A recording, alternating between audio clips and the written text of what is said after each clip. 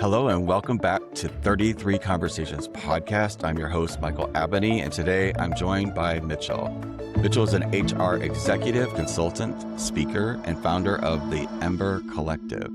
Today we're talking about uncertainty, clarity, and what leadership feels like on the human side of culture. Hello, Mitchell, and welcome to the pod. How are you today? Good. Thanks for having me. It is my pleasure. Can't wait to dive into this really unique conversation at the intersection of communication and humans inside of the workplace. I think it's really a cool thing. Something that popped up in my head today was, we all refer to as human resources, which is your wheelhouse. And I was like, human resources. I'm like, humans, we are the source. And your conversation today really kind of brought that home. So I'm excited about that.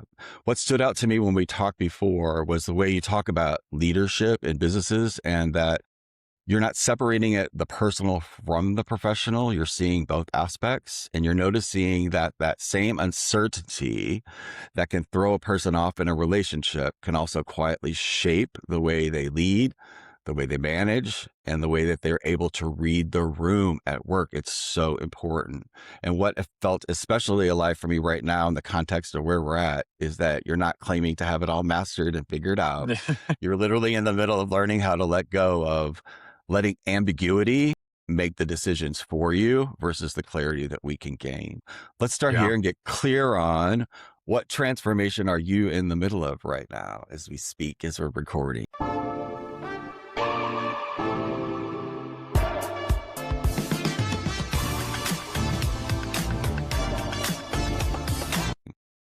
Yeah. I mean, I think that's, you've really kind of said it right, is learning to sit with uncertainty and ambiguity in relationships. And for me, this, you know, theme, if you will, initially came up in my own personal life and predominantly in dating. And I've probably known this about myself for years now on the personal side. I was very clear that, as I tried to date individuals, be with individuals, that when the ambiguity or the uncertainty came in, I would spiral hard, and like the anxiety.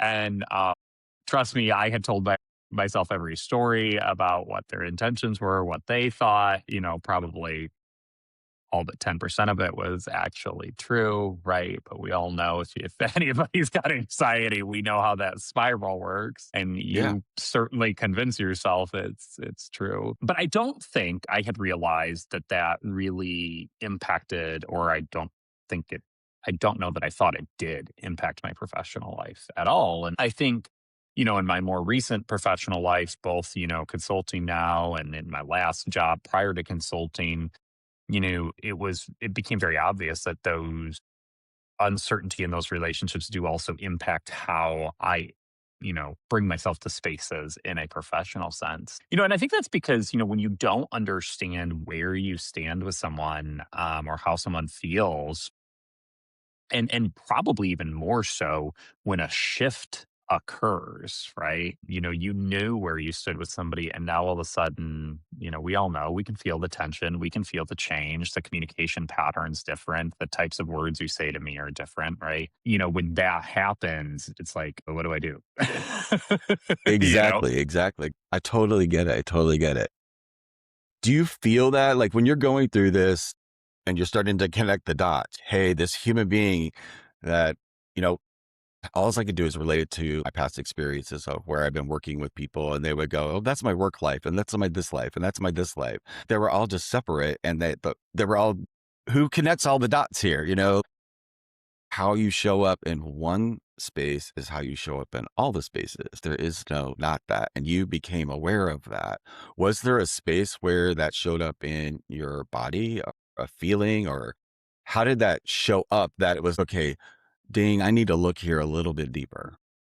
Yeah, I mean, right, we all got to own our ugly, right? One of my ugly is when I am really annoyed, I'm about as subtle as a gun about it. And so it makes it very obvious for me to kind of catch myself. And so, I mean, I think that was one of the pieces, for me in on a professional sense. And I do have to catch myself there, right? And I try to. if I'm not put on my heels, right? If I've got a second to compose myself, or I'm able to recognize it not in a live session, it's much easier, right? Where you're when you're directly in front of someone and it's live, it's a little bit harder when you're put on your heels that way. But I think you can feel it in your body. You can, and sometimes you maybe don't recognize it in the moment. You can recognize it later. And some people do better than others. I mean, to your point, some people are really like, oh, my professional life's different from my personal. And I think some people do that much better than others. I'm one that just doesn't often work well for me. You talk a lot about authenticity. For me to do something like that, to have like those two kind of separate, just feels so inauthentic to me that I don't do well. I perform my best when I am just my authentic self. So, it's kind of, you get the good, you get the ugly, you got to take it all, right? And I think that's true for a lot of folks, though. I mean, even folks that say that they're able to separate. We all bring our personal stuff to work. And so, and even anybody that doesn't maybe have anxiety as bad as me, and certainly people who have anxiety much worse than me, I'm certainly not the worst by any means. That does impact, and those shifts in behavior do impact your people. And there's just really not an ability to fully separate those things, because we're human beings and we crave connection, and we want to know that we're doing a good job. We want to know that we're meeting the standards or the expectations. We want to know that you like us. We crave that connection, that acceptance, that love, really for really, I mean, that's really what it is, right? With other It people. So, is.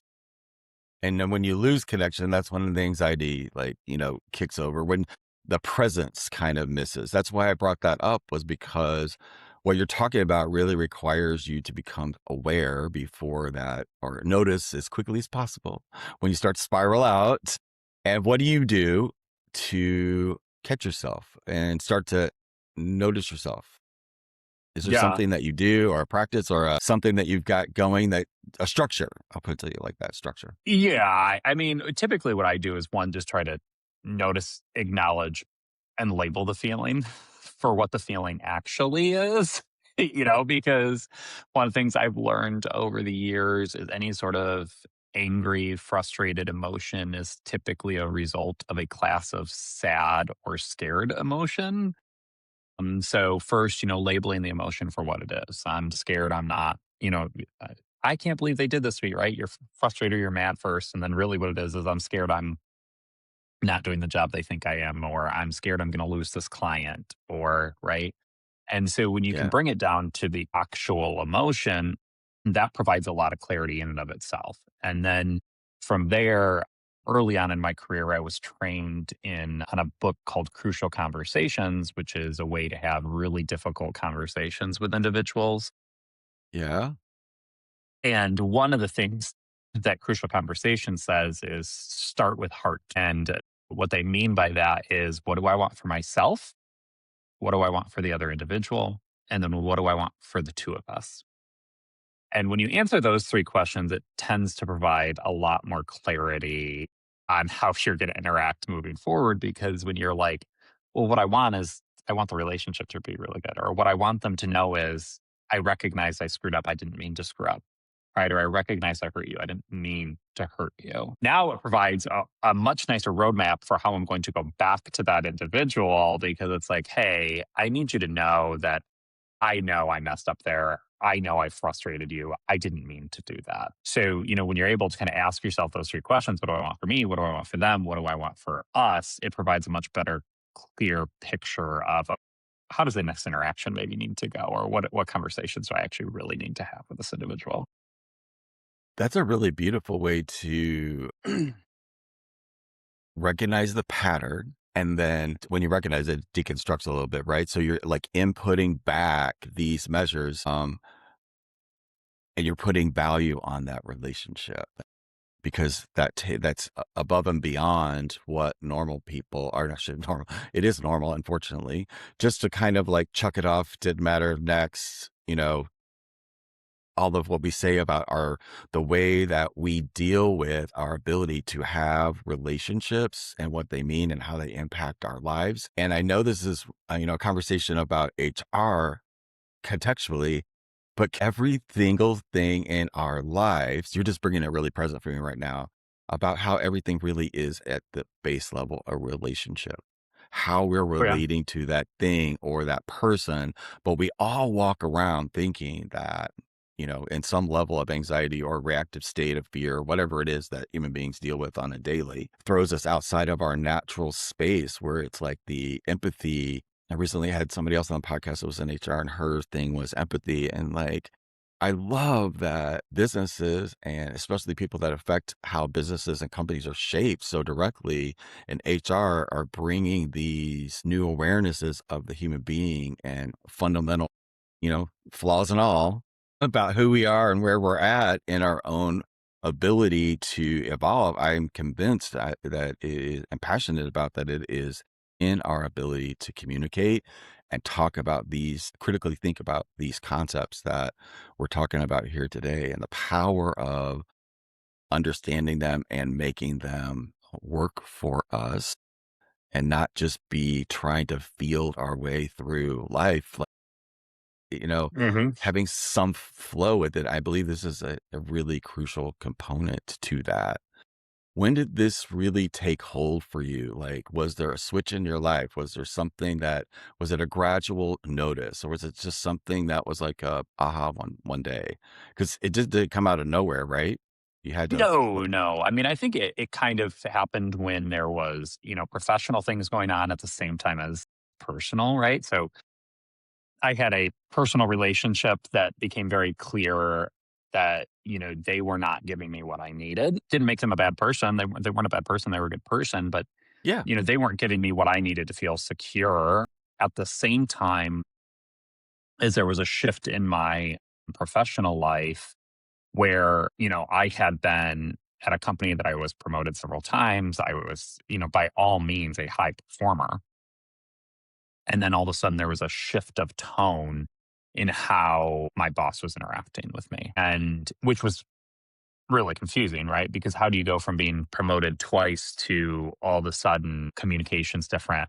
There's communications lacking. And you're like, wait a minute, what happened here?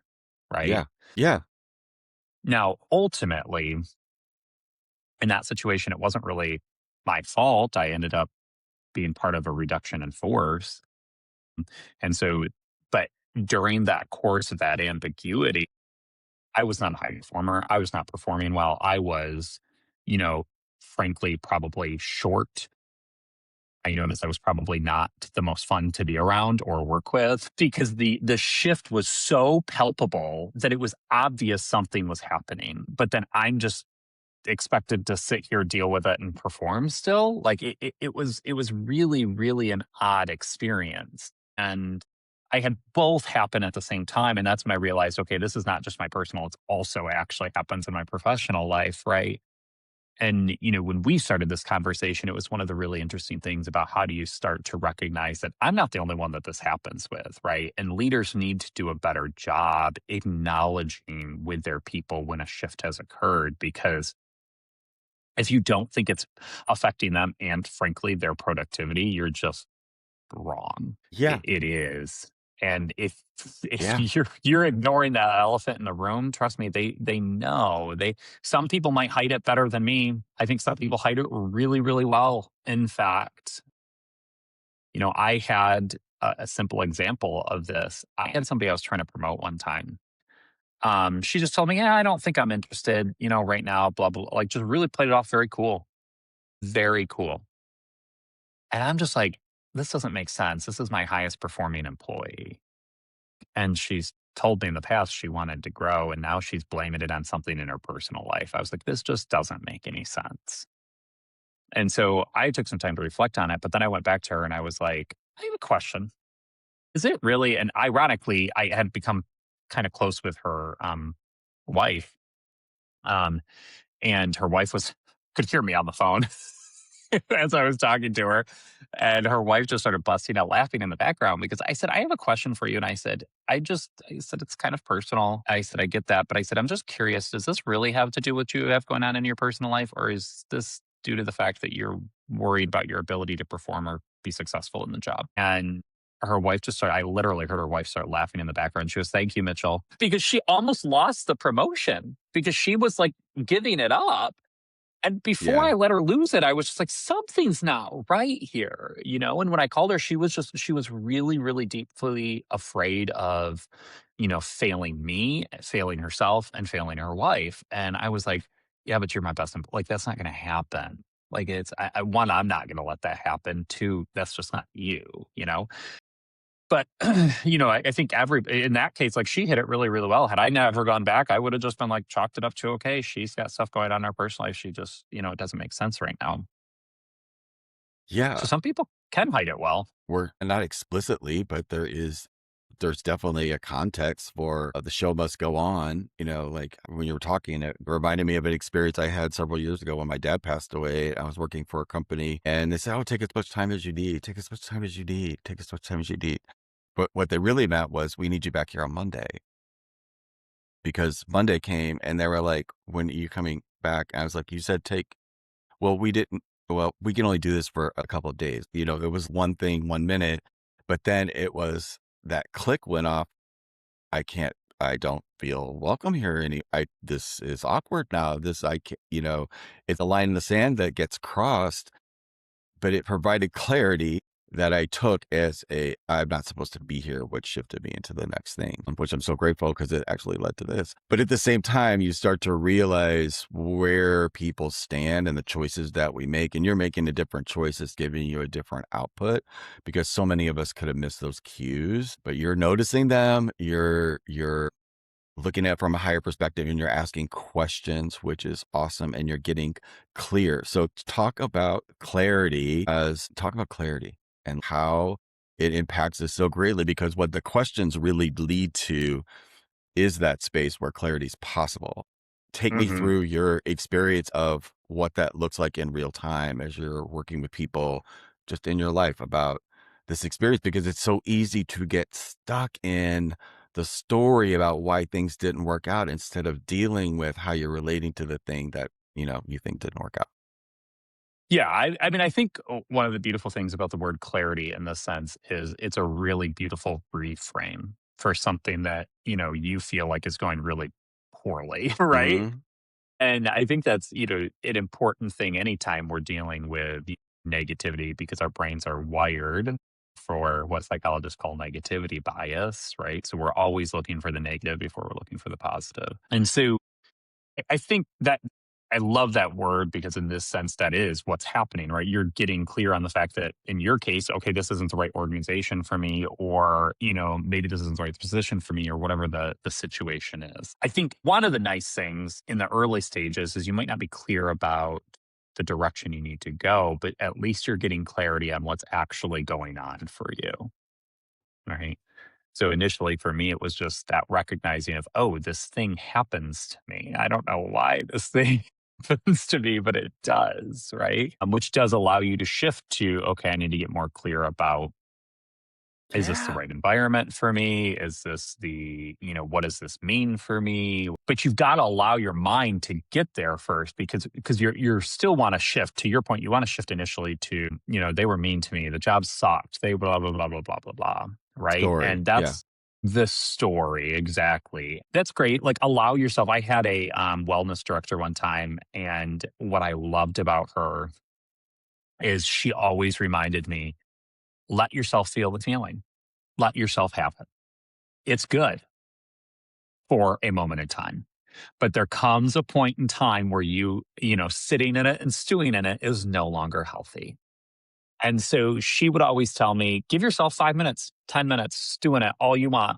But as soon as that 5 minutes is up, go do something else, get your mind off of it, go walk around, go do right. Exactly. Because after that point, it is no longer healthy. Right. And I think Yeah. that's when you have to go, okay, how do I get unstuck? My personal favorite, what I do when I get in a real negative headspace, is I force myself to do gratitude. And I force myself to say out loud, literally. Most of the time it's out loud, sometimes in my head. I don't just seem like I'm a crazy person at Starbucks. But, I force myself to say three things that I'm grateful for.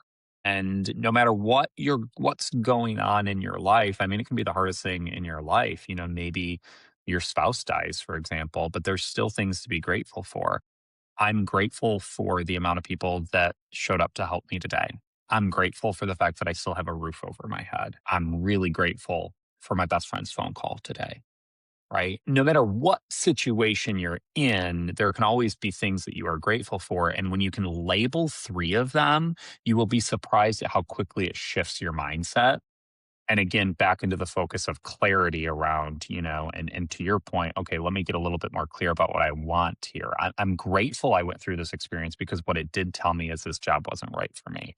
I'm grateful I went through this experience because what it did tell me is I'm not good with ambiguity, right? And that's okay. Like that, we all have flaws as human beings. And Yeah. so, it's a good reminder to kind of talk to yourself the way you would expect a friend to talk to you because we're often much harder on ourselves than we would allow anybody else. We would never allow other people to talk to us the way that we often talk to ourselves. Yeah. Especially, yeah, the mental, the noise. Yeah.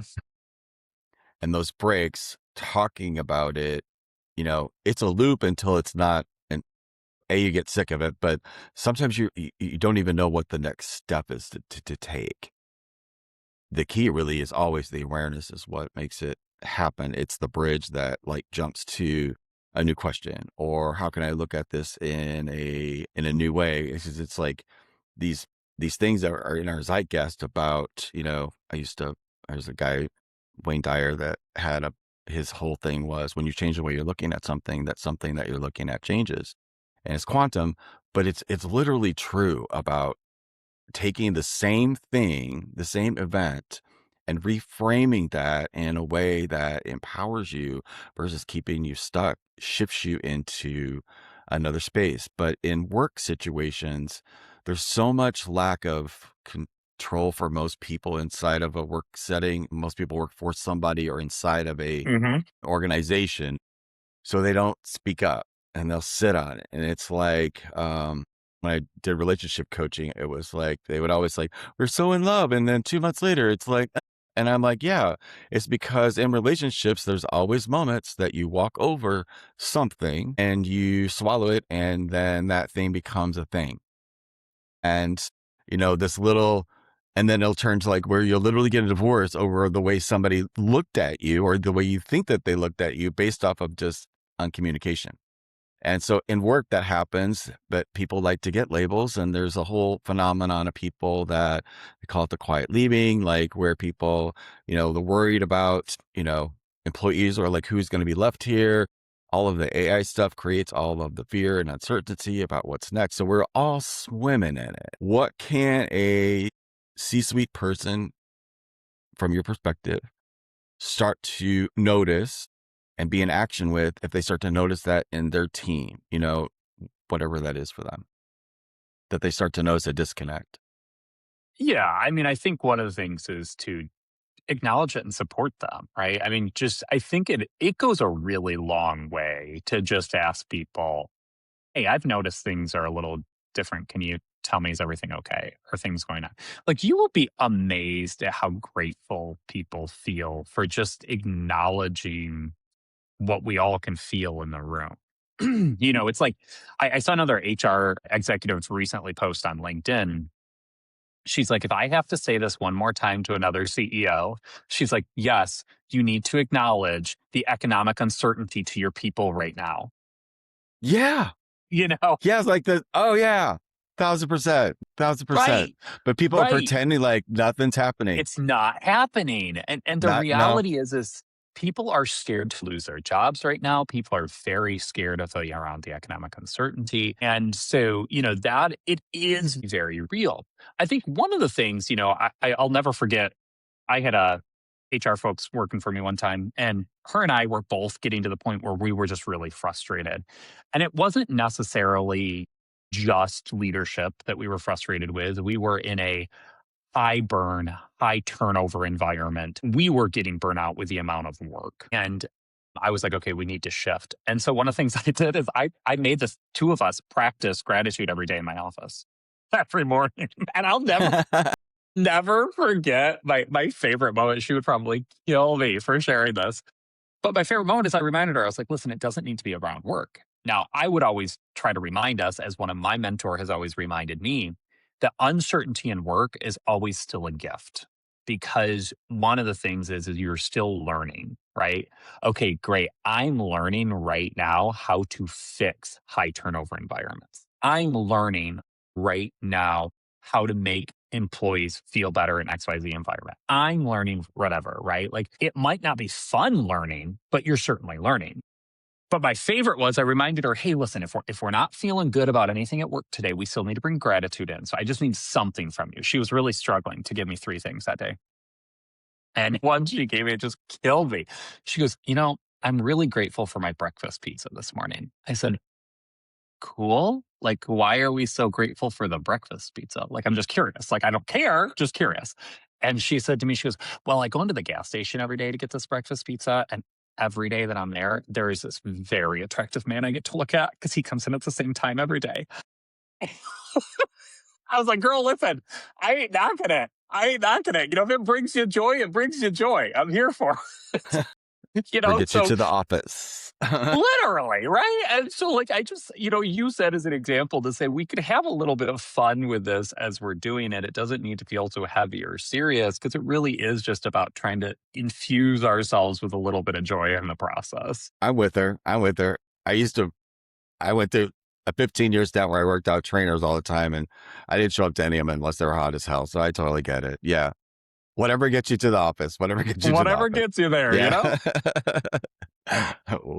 All leverage, all leverage. Right. But I love it. I love the honesty of it. I love, No.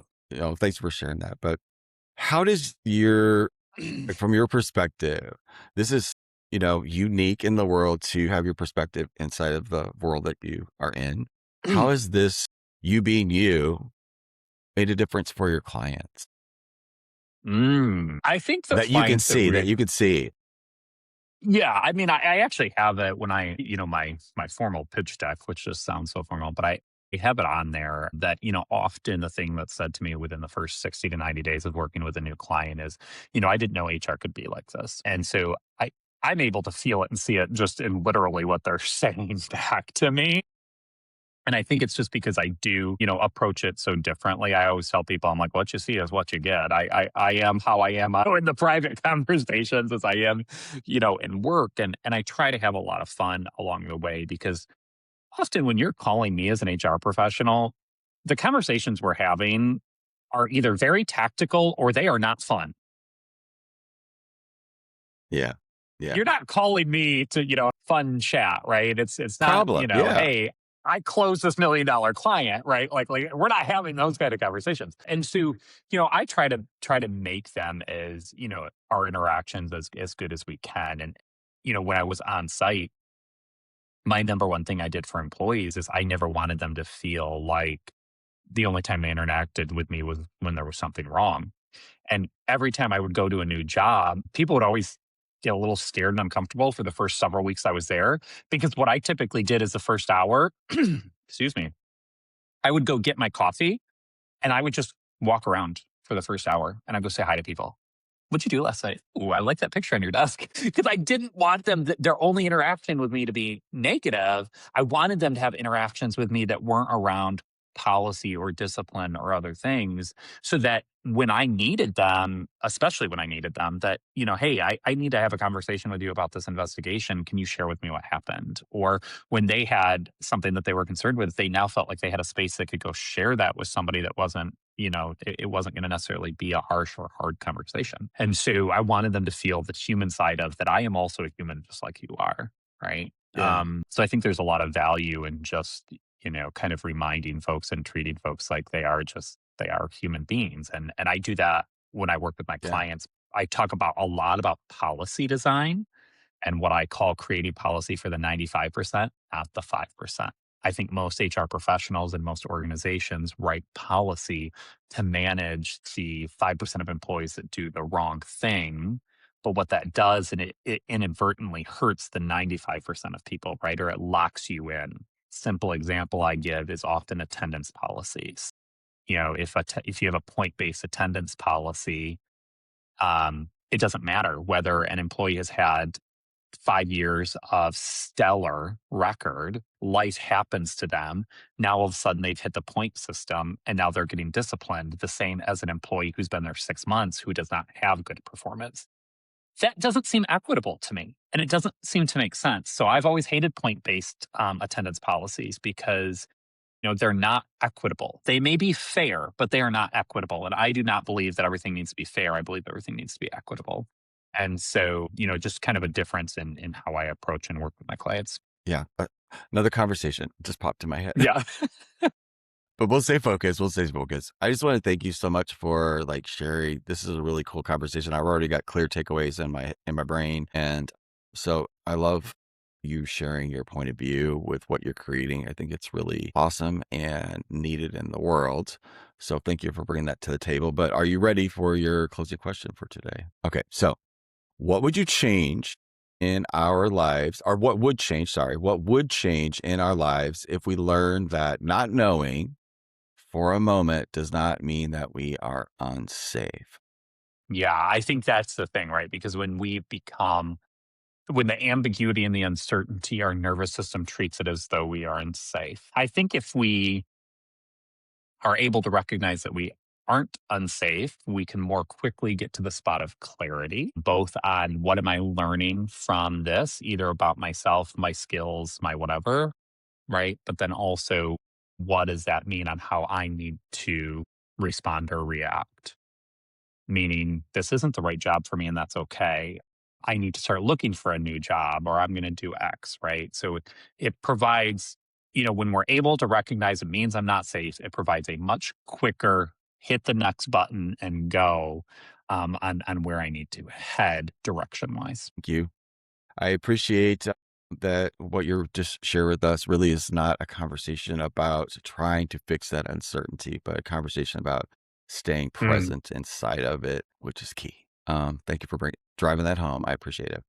This is not about letting go. The need for answers become the thing that actually disconnects us from ourselves and each other. Think about that. Let that sink in. And maybe this is where better leadership begins in having new conversations about what we normally look at every day in our life, just looking at it in a new way and not trying to have it all figured out. Let that go. Learn to remain clear and human and steady while something new is unfolding like it is right now. Great place to be. And I love how this juxtaposition to right into like how we're all sort of at the end of the day, may not be in HR, but we're all still feeling that. And today is the day for you to begin a new conversation with yourself about what is transforming in your life and your experience right now. Just remember, there's no right way. There's just one conscious choice after the other one. And we will see you on the next one. Bye, everyone. bye.